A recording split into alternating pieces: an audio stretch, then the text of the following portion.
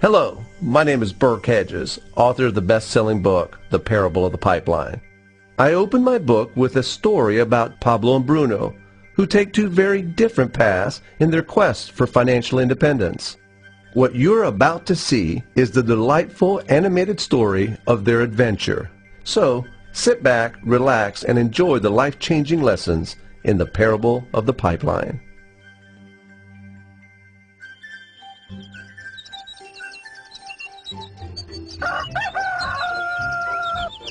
Far away, in a small village, near a beautiful valley, lived two friends, Pablo and Bruno.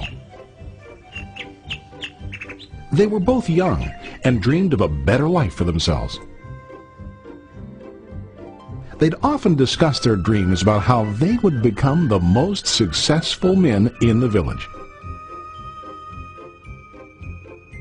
They weren't afraid of hard work, and they searched for opportunities to help realize their goals and achieve their dreams. One day, an opportunity presented itself.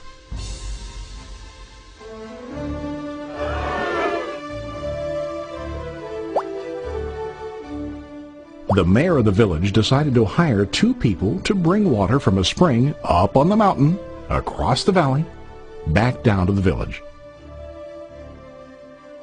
They were to be paid based on the amount of water delivered to the village. Bruno and Pablo enthusiastically got to work. Every day, from morning till evening, they carried buckets to and from the spring. They worked hard, carrying water to the village. In the evening, they'd return home with their day's wages.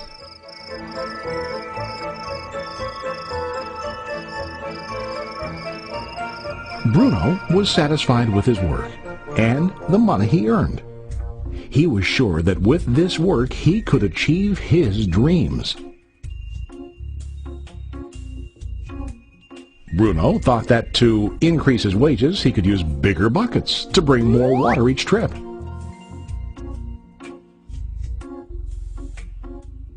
He believed with a larger income he would soon be able to buy a cow and the house that he dreamed about.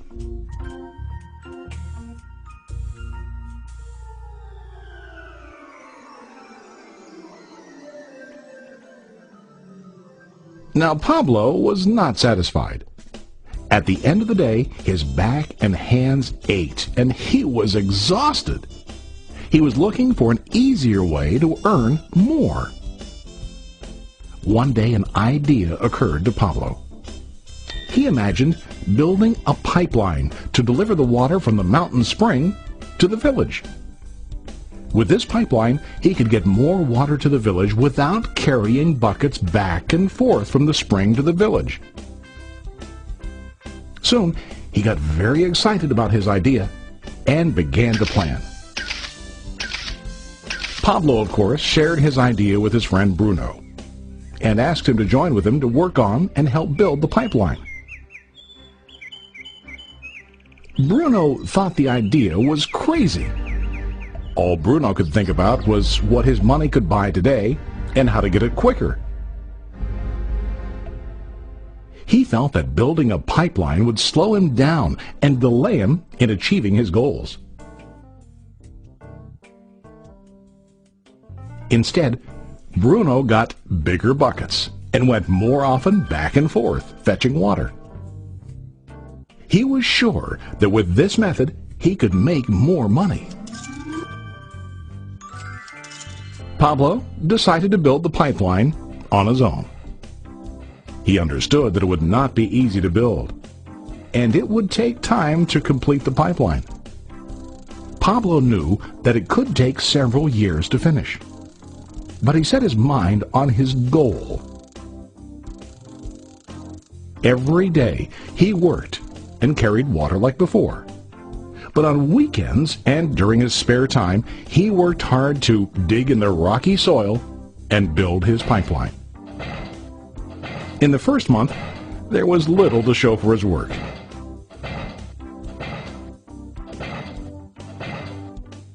Bruno and the villagers laughed and teased him.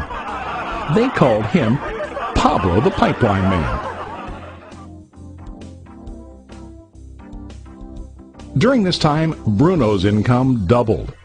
He already bought a cow and a bigger house. His lifestyle changed. He now spent time after work in the bar, enjoying his hard-earned wages from delivering water.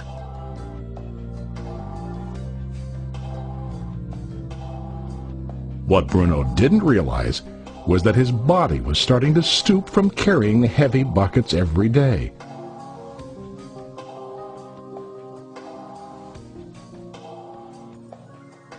His face looked worn and his body tired. Soon, he began to carry less and less water due to the wear and tear on his body.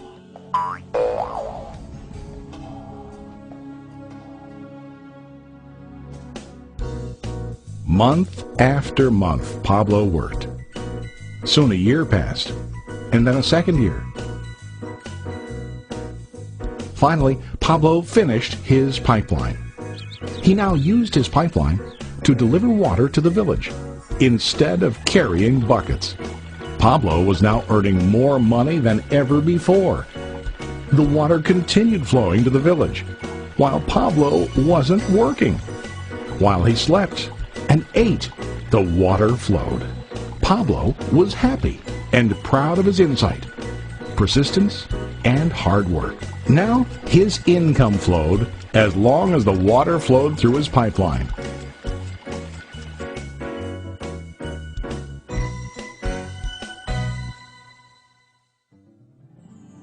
The story of Bruno and Pablo is a reflection of life. Their jobs symbolize what most people do to earn money. Bruno gets his money using buckets. He goes back and forth, carrying his buckets from the spring to the village in exchange for money. To increase his income, he either has to go more frequently to the spring or to use larger buckets. It's common in real life to increase our income by working harder.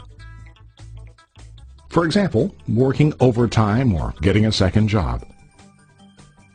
We also increase the size of our buckets by accepting a higher paying position, which often includes spending more time on the job.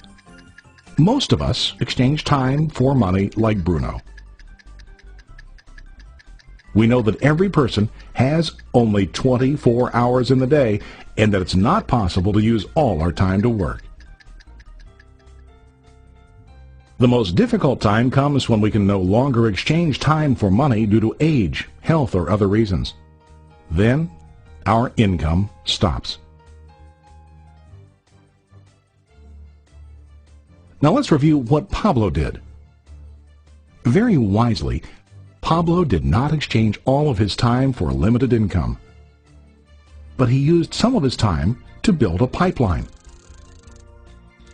He knew that the pipeline would bring ongoing income as long as the water flowed. An ongoing income that multiplied the time he worked each day. Pablo knew that someday, maybe because of age or health, he would no longer be able to exchange his available time for money. Pablo knew that if he could make his idea of a pipeline work, then he only has to do the hard work of building the pipeline. After the pipeline was completed, Pablo was able to monitor and maintain the flow of water to ensure that his income will continue. Pablo has shown us that to earn an income, we don't always have to directly exchange time for money. There really are better ways. How about you? Are you still like Bruno, who directly exchanges time for money? Or do you want to be like Pablo, building and maintaining a pipeline for ongoing income? If you are interested in the idea of building your own pipeline, contact the person who lent you this presentation. You can start building your pipeline today.